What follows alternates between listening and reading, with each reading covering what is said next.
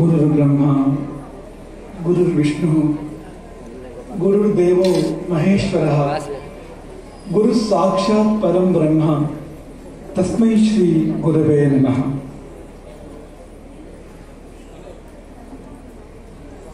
आपदाम् अपहर्तारं दातारं सर्वसंपदां लोकाभिरामं श्रीरामं भूयो भूयो नमाम्यहम्। अंजनानंदनं वीरं जानकी शोकनाशनं कपीशम् अक्षहंतारं वंदे लंका भयंकरम्। षडाननं कुंकुमरक्तवर्णं महामतिं दिव्यमयूरवाहनं रुद्रस्य सूनुं सुरसैन्यनाथं गुहं सदा शरणमहं प्रपद्ये। ಕುಕ್ಕೆಯಲ್ಲಿ ಹೇಗೆಯೋ ಕಾಡು ಕುಕ್ಕೆಯಲ್ಲಿಯೂ ಕೂಡ ಹಾಗೆಯೇ ನೆಲ ನಿಂತು ಭಕ್ತ ಕೋಟಿಯನ್ನು ಅನುಗ್ರಹ ಮಾಡುವಂತಹ ಶ್ರೀ ಸುಬ್ರಾಯ ದೇವರಿಗೆ ಮೊದಲಾಗಿ ಪ್ರಣಾಮಗಳನ್ನು ಸಲ್ಲಿಸ್ತೇವೆ. ಒಂದು ಮಾತಿದೆ, ವ್ಯಕ್ತಿ ಗಾನ ರಸಂ ಫಣಿ. ಸಾಮಾನ್ಯ ಸ್ವಲ್ಪವಾದರೂ ಕೂಡ ಅದಕ್ಕೆ ಶಾಸ್ತ್ರ ಗೊತ್ತಿಲ್ಲದೆ ಇರ್ಬೋದು, ಅದಕ್ಕೆ ವಿಜ್ಞಾನ ಗೊತ್ತಿಲ್ಲದೆ ಇರ್ಬೋದು, ಆದರೆ ಗಾನ ರಸವನ್ನು ನಾದ ರಸವನ್ನು ಸಾಮಾನ್ಯ ಸ್ವಲ್ಪವಾದರೂ ಬಲ್ಲದು. ವ್ಯಕ್ತಿ ಗಾನ ರಸಂ ಫಣಿ ಅಂದಮೇಲೆ ಸುಬ್ರಹ್ಮಣ್ಯನ ಬಗ್ಗೆ ಮತ್ತೆ ಬೇರೆ ಕೇಳಬೇಕಾ? ಅಂತಹ ಆ ಸುಬ್ರಾಯ ದೇವರು ಇವತ್ತು ತನ್ನ ಸನ್ನಿಧಾನದಲ್ಲಿ ನಾದ ಪ್ರಪಂಚವನ್ನೇ ಅನಾವರಣಗೊಳಿಸಿದ್ದಾರೆ. ಬಹುದೊಡ್ಡ ಭಜನಾ ಮಹಾಮೇಳವನ್ನ ಇಲ್ಲಿ ತಮ್ಮ ಸಂಕಲ್ಪದಿಂದ ಏರ್ಪಡಿಸಿದ್ದಾರೆ. ಆ ಸುಬ್ರಾಯ ದೇವರಿಗೆ ಮೊದಲಾಗಿ ನಾವು ನಾಮಗಳನ್ನ ಸಲ್ಲಿಸ್ತೇವೆ. ಕಾರ್ಯಕ್ರಮದ ಸಲುವಾಗಿ ನಾವು ಹೊರಗೆ ಬರುವಾಗ ಬೇರ್ಗಡೆಗೂ ಈಶ್ವರಕ್ಕ ಸಿಕ್ಕಿದ್ರು. ಒಂದು ಮಾತನ್ನು ಹೇಳಿದ್ರು ಈಶ್ವರಕ್ಕನ ಬಳಿಯಲ್ಲಿ ನಾವು ಏನಂದ್ರೆ, ಯಾರು ಯಾರು ಅಂತಲೇ ಗೊತ್ತಾಗೋದಿಲ್ಲ.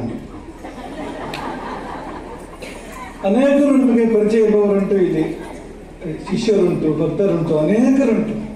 ಆದರೆ ಈ ಸಮಸ್ತದ ಪರಿಣಾಮ ಹೇಗಿದೆ ಅಂದ್ರೆ ಯಾರು ಯಾರು ಅಂತಲೇ ಗೊತ್ತ ಸಿಕ್ಕುದಿಲ್ಲ. ಭಜನೆಯಲ್ಲಿ ಅದಾಗಬೇಕು. ಭಜನೆಯ ವಿಶೇಷ ಏನು ಹೇಳಿ, ನನ್ನ ನಿನ್ನ ಗುರುತು ಮರೆತು ಹೋಗ್ಬೇಕು. ಒಂದೇ ಗುರುತು ಉಳಿಬೇಕು, ದೇವರದ್ದು ಮಾತ್ರ, ಮತ್ತೆಲ್ಲ ಗುರುತು ಮರೆತು ಹೋಗ್ಬೇಕು. ಅದೇ ಭಜನೆ ಅಂತ. ಅಂತ ವಾತಾವರಣ ಇಲ್ಲಿತ್ತು. ನಾವಿಲ್ಲಿ ಈ ಸಭೆಗೆ ಬರುವಾಗ ಎಲ್ಲ ಒಂದೇ. ನಿಮ್ಮ ಹಿನ್ನೆಲೆಗಳು ಬೇರೆ ಬೇರೆ ಇದೆ, ನೀವು ಒಬ್ಬೊಬ್ಬರ ಹಿನ್ನೆಲೆಗಳು ಬೇರೆ ಬೇರೆ ಇದೆ. ಸ್ಥಿತಿವಂತರು ಇರ್ಬೋದು, ಬಡವರು ಇರ್ಬೋದು, ಎಳ ವಯಸ್ಸಿನವರು ಇರ್ಬೋದು, ವಯಸ್ಸಾದವರು ಇರ್ಬೋದು, ಆರೋಗ್ಯವಂತರು ಇರ್ಬೋದು, ರೋಗಿಗಳು ಇರ್ಬೋದು, ಪುಣ್ಯಾತ್ಮರು ಇರ್ಬೋದು, ಪಾಪಿಗಳು ಇರ್ಬೋದು, ಸಂತೋಷದಿಂದ ಬದುಕ್ತಾ ಇರುವಂತ ಇರ್ಬೋದು, ದುಃಖಿಗಳು ಇರ್ಬೋದು. ಆದ್ರೆ ಏನಾದ್ರೂ ವ್ಯತ್ಯಾಸ ಗೊತ್ತಾಗ್ತದೆ ಇಲ್ಲಿ? ಏನು ವ್ಯತ್ಯಾಸ ಇಲ್ಲ. ಇದು ಭಜನಾ ಕುಟುಂಬ.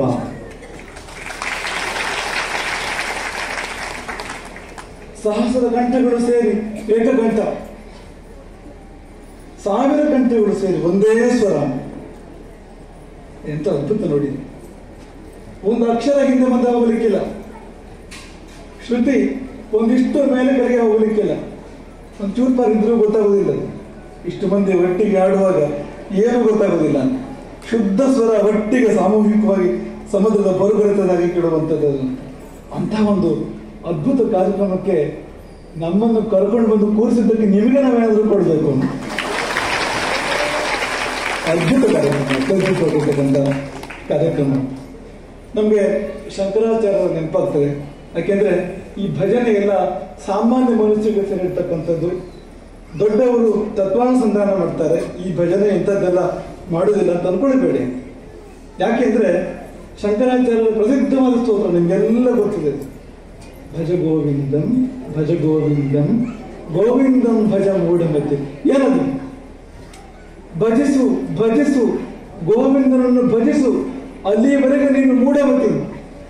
ಎಲ್ಲಿಯವರೆಗೆ ನೀನು ಗೋವಿಂದನನ್ನು ಭಜಿಸುವುದಿಲ್ಲವೋ ಅಲ್ಲಿವರೆಗೆ ನಿನ್ನ ಪ್ರಕಾರ ನೀನು ಎಷ್ಟೇ ಬುದ್ಧಿವಂತನಾಗಿದ್ದರೂ ಕೂಡ ಮೂರ್ಖನಾಗಿ ಹೋಗು. ಶಂಕರಾಚಾರ್ಯರು ಹೇಳಿದ್ದು. ಭಜಿಸು, ಭಜನೆ ಮಾಡು ಅಂತ ಅವರು ಹೇಳಿದ್ದು, ಶಂಕರಾಚಾರ್ಯರು ಹೇಳಿದ್ದು. ಸಂಪ್ರಾಪ್ತೆ ಸನ್ನಿಹಿತೆ ಕಾಲೆ ನಹಿ ನಹಿ ರಕ್ಷತಿ ಡುಕ್ರೀಕರಣೆ. ಡುಕ್ರೀಕರಣೆ ಅಂದ್ರೆ ವ್ಯಾಕರಣ, ಧಾತುಪಾಠ, ಅದನ್ನು ಕಂಠಸ್ಥ ಮಾಡ್ತಾರೆ. ವ್ಯಾಕರಣದ ದೊಡ್ಡ ಪಂಡಿತರಾಗ್ಲಿಕ್ಕೆ ಇರುವಂತವರು ಅಭ್ಯಾಸ ಮಾಡುವಾಗ ಡುಕ್ರೀಕರಣೆ ಧಾತುಪಾಠವನ್ನ ಅಭ್ಯಾಸ ಮಾಡುವಂಥದ್ದು. ಹಾಗೆ ವ್ಯಾಕರಣ ಅಭ್ಯಾಸ ಮಾಡ್ತಕ್ಕಂಥವನಿಗೆ ಶಂಕರಾಚಾರ್ಯರು ಹೇಳಿದ್ದು, ಮೃತ್ಯು ಬಂದು ಎದುರು ನಿಂತಾಗ ಇದು ನಿನ್ನನ್ನು ಕಾಪಾಡೋದಿಲ್ಲ. ಈ ಡುಕ್ರೀಕರಣ, ವ್ಯಾಕರಣ ನಿನ್ನನ್ನು ಕಾಪಾಡೋದಿಲ್ಲ. ಮತ್ತೇನು ಕಾಪಾಡೋದು? ಭಜನೆ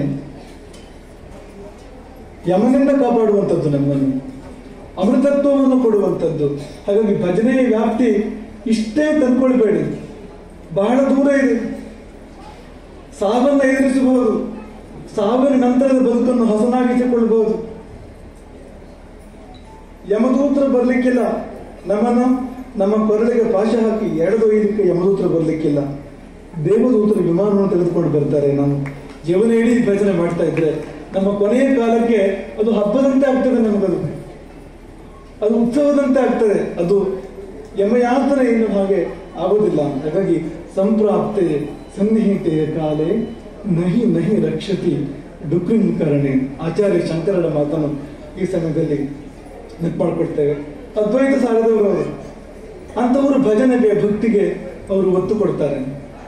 ಮತ್ತೆ ಮತ್ತೆ ಹೇಳ್ತಾರೆ, ಒಂದೊಂದು ಶ್ಲೋಕದಲ್ಲಿ 3 ಸತಿ ಭಜಗೋವಿಂದನ್ ಭಜಗೋವಿಂದನ್ ಗೋವಿಂದನ್ ಭಜ, ಒಂದೊಂದು ಶ್ಲೋಕದಲ್ಲಿ 3 ಸತಿ. ಹಾಗೆ ಅನೇಕ ಶ್ಲೋಕಗಳಿದ್ದಾರೆ. ಎಷ್ಟು ಒತ್ತು ಕೊಟ್ಟು ಅವರು ಹೇಳಿದ್ದಾರೆ ನೋಡಿ. ಭಜ ಶಬ್ದಾರ್ಥವೇ ಹಾಗೆ, ಒಂದಾಗುವಿಕೆ. ಆ ಶಬ್ದಾರ್ಥ ಇರುವಂಥದ್ದು ಅದ್ವೈತ, ತಾದಾತ್ಮ್ಯ, ನಾನು ನೀನು ಬೇರೆ ಎಂಬುದು ಅಳಿದು ಹೋಗಿ ಒಂದೇ ಆಗುವಂಥದ್ದು ಆ ಶಬ್ದದ ಅರ್ಥ. ಸಮುದ್ರ ನದಿಗಳ ಉದಾಹರಣೆಯನ್ನು ಕೊಡಬಹುದು. ನಾವು ಆಗಲೇ ಹೇಳಿದ್ವಲ್ಲ, ಗುರ್ತ ಸಿಗದೆ ಹೋಯ್ತು ಅಂತ, ಯಾರು ಅಂತ ಗೊತ್ತಾಗ್ಲಿಕ್ಕಿಲ್ಲ ಅಂತ ಹೇಳಿದ್ವಲ್ಲ. ಹೀಗೆ ಆಗೋದಲ್ವ? ಗಂಗೆ ಬೇರೆ, ಯಮನ ಬೇರೆ, ಕಾವೇರಿ ಬೇರೆ, ಎಲ್ಲ ಬೇರೆ ಬೇರೆ ಹೆಸರು, ಬೇರೆ ಬೇರೆ ಪಾತ್ರ, ಬೇರೆ ಬೇರೆ ರೂಪ ನೋಡಿ. ಆದರೆ ಸಮುದ್ರವನ್ನು ಸೇರಿ ಒಂದಾದ ಮೇಲೆ ಏನಾದರೂ ಬೇರೆ ಉಂಟ? ಗಂಗೆಯನ್ನು ಬೇರೆ ತೋರಿಸ್ಲಿಕ್ಕಾಗ್ತದ? ಯಮುನೆಯನ್ನು ಬೇರೆ ತೋರಿಸ್ಲಿಕ್ಕಾಗ್ತದ? ಹಾಗೆ ನೀವು ಈ ಸಮುದ್ರಕ್ಕೆ ಒಂದು ಸೇರಿದ ಮೇಲೆ ನೀವೆಲ್ಲ ಒಬ್ಬೊಬ್ಬರು ಒಂದು ನದಿ ಇದ್ದಾಗೆ. ಈ ಕಾಟುಕುಕ್ಕೆಗೆ ಬಂದು ನೀವು ಈ ಭಜನಾ ಸಮುದ್ರದಲ್ಲಿ ಸೇರಿದ ಮೇಲೆ ಏನು ಬೇರೆ ಇಲ್ಲ, ಯಾರಿಗೂ ಯಾರೂ ಬೇರೆ ಇಲ್ಲ, ನಾವೆಲ್ಲ ಒಂದೇ ಎನ್ನುವಂಥ ಒಂದು ದಿವ್ಯ ಭಾವ, ಆ ಒಂದಾಗುವಿಕೆ ಎನ್ನುವಂಥದ್ದು ಭಜ ಶಬ್ದದ ಅರ್ಥವೇ ಆಗಿರುವಂಥದ್ದು. ಹಾಗಾಗಿ ನಮಗೆ ಅಂಥದ್ದನ್ನು ಕೊಡಬೇಕು. ಭಜನೆ ಮಾಡುವಾಗ ನಾವು ಮತ್ತು ದೇವರು ಒಂದಾಗ್ತೇವೆ. ಅದು ಮಾತ್ರವಲ್ಲ, ಈ ನೋಡಿ ಆರಂಭ ಆಗುವುದೇ ಹಾಗೆ. ಈಗ ನೋಡಿ, ಶ್ರುತಿ ಸೇರಬೇಕು, ಒಂದಾಗುವಿಕೆ. ತಾಳ ಸೇರಬೇಕು, ಒಂದಾಗುವಿಕೆ. ಸೇರಬೇಕು ಅಂದ್ರೆ ಏನು? ಒಂದಾಗುವಿಕೆ.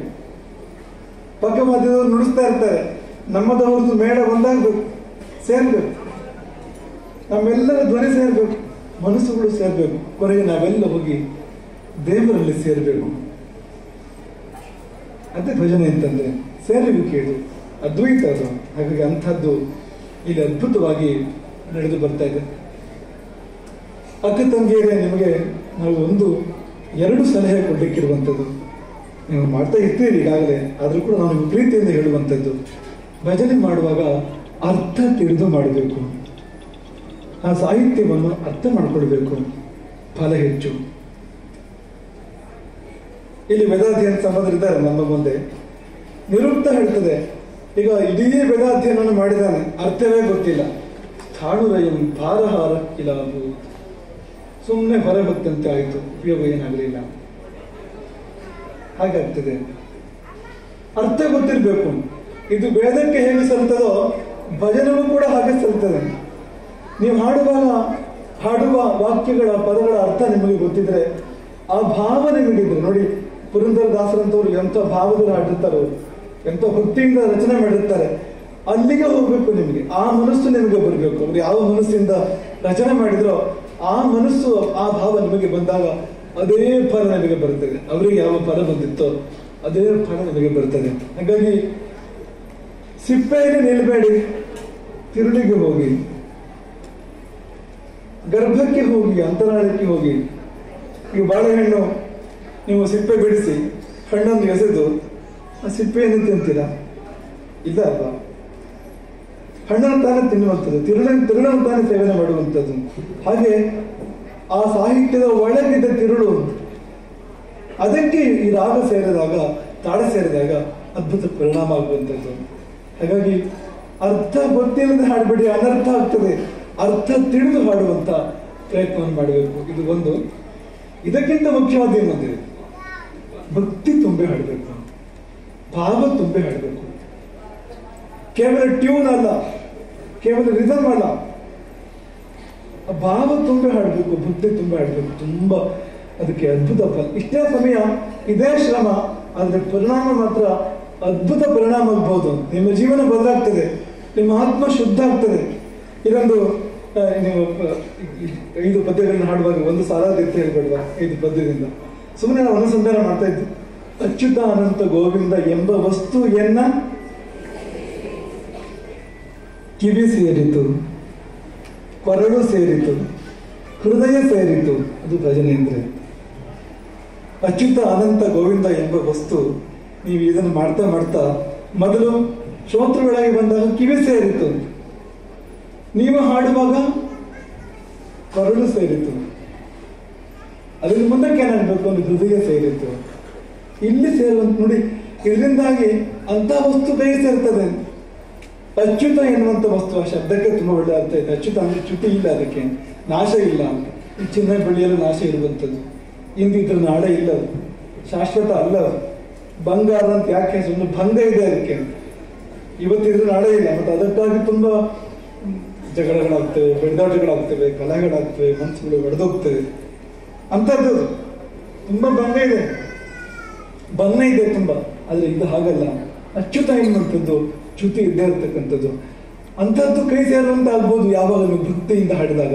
ನಮಗೆ ಭಾವ ತುಂಬಿ, ಭಕ್ತಿ ತುಂಬಿ ಹಾಡಿ ಮತ್ತು ಅರ್ಥ ತಿಳಿದು ಹಾಡಿ, ಅವ್ರು ಯಾವ ಒಂದು ಭಾವದಲ್ಲಿ ನಿಂತು ರಚನೆ ಮಾಡಿದ್ರು ಅಲ್ಲಿಗೆ ಮುಟ್ಟಿ ಹಾಡಿ, ನಿಮಗೆ ತುಂಬಾ ಒಳ್ಳೆ ಪರಿಣಾಮ, ಇದಕ್ಕೆ ತುಂಬಾ ಒಳ್ಳೆ ಫಲ ಸಿಗ್ಬೋದು ಎಂಬುದನ್ನು ಈ ಸಮಯದಲ್ಲಿ ನಾವು ಹೇಳಿ ಬಯಸ್ತೇವೆ.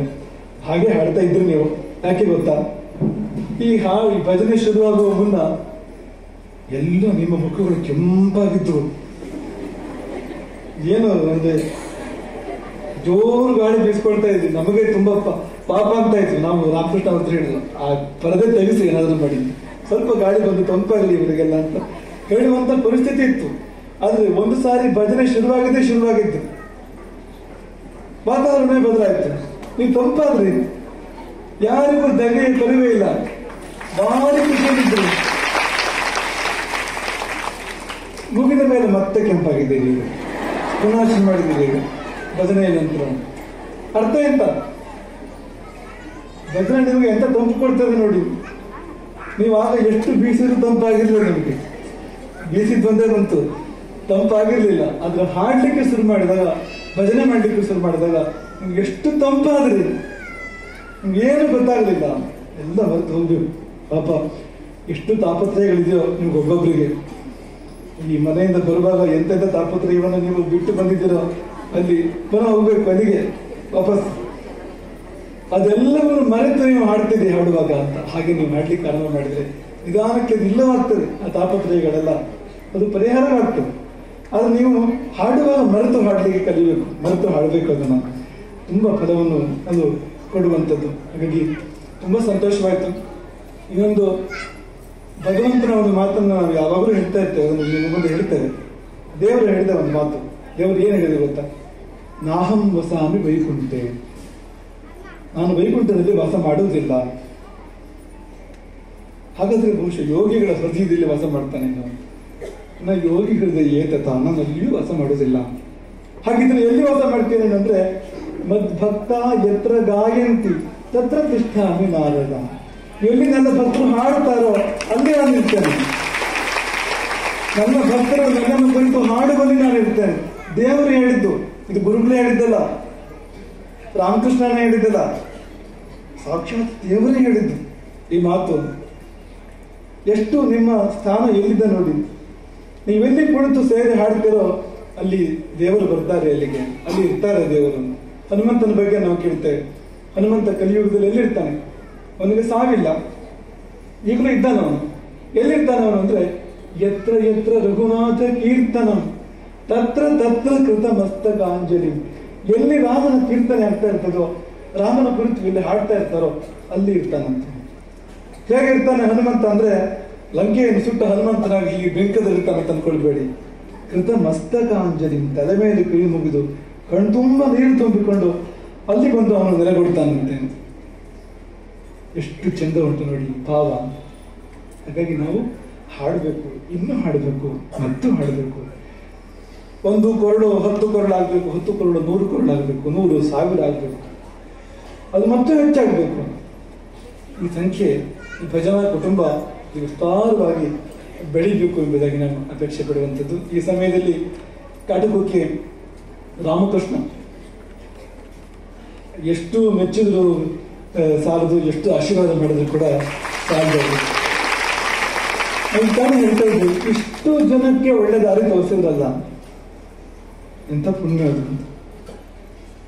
ಇಷ್ಟು ಸಾವಿರಾರು ಭಜಕರಿಗೆ, ಅಕ್ಕ ತಂಗಿಯರಿಗೆ ಒಂದು ಸನ್ಮಾರ್ಗ. ನಿಮಗೆ ನಿಮ್ಮ ಸ್ವರ ಗೊತ್ತಿರಲಿಲ್ಲ, ಅದು ಗೊತ್ತಾಯ್ತಲ್ವಾ? ನಿಮಗೆ ನೀವು ಹಾಡಬಹುದು, ಹಾಡ್ತೀರಿ ಅಂತ ಗೊತ್ತಿರಲಿಲ್ಲ, ಅದು ಹಾಡು ಗೊತ್ತಾಯ್ತಲ್ವಾ? ನೀವೆಲ್ಲರೂ ಕೂಡ ಒಂದು ಸನ್ಮಾರ್ಗ. ನಮಗೂ ನಾವು ಆ ದಿನಗಳು ಈಗಲೂ ಕೂಡ ನೆನಪಿದೆ. ರಾಮಕೃಷ್ಣ ಕಾಟುಕೋಕೆ ಆಗ ಪ್ರಸ್ತಾಪ ಮಾಡಿದ ದಿನಗಳು, ಹೃದಯ ಬಾಂಧಳದಲ್ಲಿ ಹಾಡಿನ ಆ ದಿನಗಳು ಈಗಲೂ ಕೂಡ ನೆನಪಾಗ್ತವೆ. ಅಲ್ಲಿಂದ ಇಲ್ಲಿಗೆ ಅದು ಮತ್ಸ್ಯಾವತಾರ ಆಗಿಬಿಟ್ಟಿದೆ. ಮತ್ಸ್ಯಾವತಾರ ನೀವೆಲ್ಲ ಕೇಳಿದಿರಲ್ವಾ? ಮತ್ಸ್ಯಾವತಾರ ಅದು ಮುನಿಗೆ ಬಗಸೆಯಲ್ಲಿ ಒಂದು ಸಣ್ಣ ಮೀನು ಬಂತಂತೆ, ಅಲ್ಲಿಂದ ಆರಂಭ ಆಗಿದ್ದದು. ಅರ್ಘ್ಯ ಕೊಡುವಾಗ ಬಗಸೆಯಲ್ಲಿ ಬಂದಿದ್ದು, ಅಲ್ಲಿಂದ ಸಣ್ಣ ಪಾತ್ರೆಯಲ್ಲಿ ಆ ಮೀನನ್ನು ಇಟ್ಟಿದ್ದು, ಅದು ಬೆಳೆಯಿತು, ದೊಡ್ಡ ಪಾತ್ರೆ, ಮತ್ತು ದೊಡ್ಡ ಪಾತ್ರೆ, ಮತ್ತು ದೊಡ್ಡ ಪಾತ್ರೆ, ಮತ್ತು ಬೆಳೀತು ಮೀನು. ಆಮೇಲೆ ಒಂದು ಸರೋವರಕ್ಕೆ ತಂದು ಅದನ್ನು ಬಿಡಲಾಯಿತು, ಸಾಕಾಗಲಿಲ್ಲ.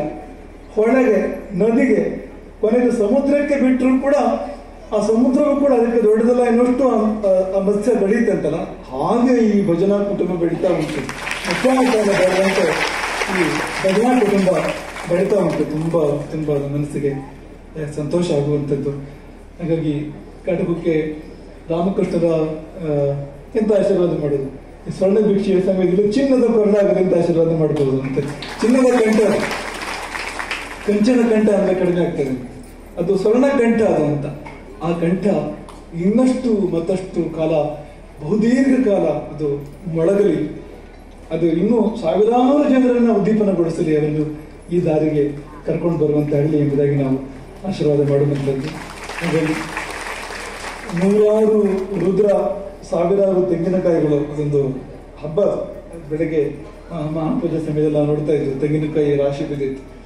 ನೈವೇದ್ಯದ ಮಂತ್ರದಲ್ಲಿ ಅನ್ನೊಂದು ಪರ್ವತ ರೂಪೇಣ ಅಂತ ಉಂಟು, ಇದು ನಾರಿಕೇಳಂ ಪರ್ವತ ರೂಪೇಣ ಅಂತ ಹಾಗೆ ತೆಂಗಿನಕಾಯಿ ರಾಶಿ ಬಿದ್ದದನ್ನು ನೋಡಿದ್ರು. ಅದಕ್ಕಿಂತ ಹೆಚ್ಚಾಗಿ ಸಾವಿರಾರು ಕೊರಗಳಿಂದ ಇವತ್ತು ಭಜನೆ ಮತ್ತು ಈ ಸ್ವರ್ಣ ಭಿಕ್ಷೆ, ಅದರ ಜೊತೆಯಲ್ಲಿ ಇದೆಲ್ಲವೂ ಇಲ್ಲಿ ನೆರವೇರಿರ್ತಕ್ಕಂಥದ್ದು. ನಿಮಗೆಲ್ಲ ತುಂಬ ಪ್ರೀತಿಯಿಂದ ಆಶೀರ್ವಾದ. ಹೀಗೆ ನೀವು ಆಗಾಗ ಸೇರಿ, ಹೀಗೆ ನೀವು ಈ ಭಜನಾ ಪರಿವಾರವನ್ನು ಬೆಳೆಸಿ ಆತ್ಮಾನಂದವನ್ನು ಕಂಡುಕೊಳ್ಳಿ. ಈ ಸಾತ್ವಿಕ ಪರಿವಾರ ಇನ್ನಷ್ಟು ಮತ್ತಷ್ಟು ಇದು ಬೆಳೀಲಿ ಎಂಬುದಾಗಿ ಆಶಿಸಿ, ಹೆಚ್ಚಿನ ಕಡೆ ಈ ಗುರು ಭಿಕ್ಷೆ ಈ ಮೊಕ್ಕಾಮೇಲೆ ಆಗುವಾಗ ಅವರು ಎದುರು ನೋಡ್ತಾ ಇರ್ತಾರೆ, ಯಾವಾಗ ಆಗ್ಬೋದು, ಗುರುಗಳು ಯಾವಾಗ ಬರ್ತಾರೆ, ಯಾವಾಗ ನಾವು ಸ್ವಾಗತ ಧೂಳಿ ಪೂಜೆ ಮಾಡ್ತೇವೆ, ಯಾವಾಗ ರಾಮದೇವರ ಪೂಜೆ ಆಗ್ತದೆ ಎದುರು ನೋಡ್ತಾ ಇರ್ತಾರೆ. ಆದರೆ ಈ ಕಾರ್ಯಕ್ರಮ ನಾವೇ ಎದುರು ನೋಡ್ತಾ ಇದ್ವಿ, ಯಾವಾಗ ಈ ಕಾಟುಕೋಕೆಗೆ ನಾವು ಹೋಗ್ತೇವೆ, ಯಾವಾಗ ಈ ಸ್ವರ್ಣ ಭಿಕ್ಷೆ ಇರ್ತದೆ, ಯಾವಾಗ ನೀವೆಲ್ಲ ಸೇರಿ ಈ 1000 ಗಂಟ ಏಕಕಂಠವಾಗಿ ನೀವು ಭಜನೆ ಮಾಡ್ತೀರಿ, ಯಾವಾಗ ನಾವು ಅದನ್ನು ಕೇಳ್ತೇವೆ ಎಂದು ನಾವೇ ತುಂಬ ಉತ್ಸುಕತೆಯಲ್ಲಿ ಪ್ರತೀಕ್ಷೆ ಮಾಡ್ತಾ ಇದ್ವು. ಆ ಮುಹೂರ್ತ ಬಂದೇ ಬಿಟ್ಟಿತು. ನೀವೆಲ್ಲ ಹಾಡಿದ್ರಿ.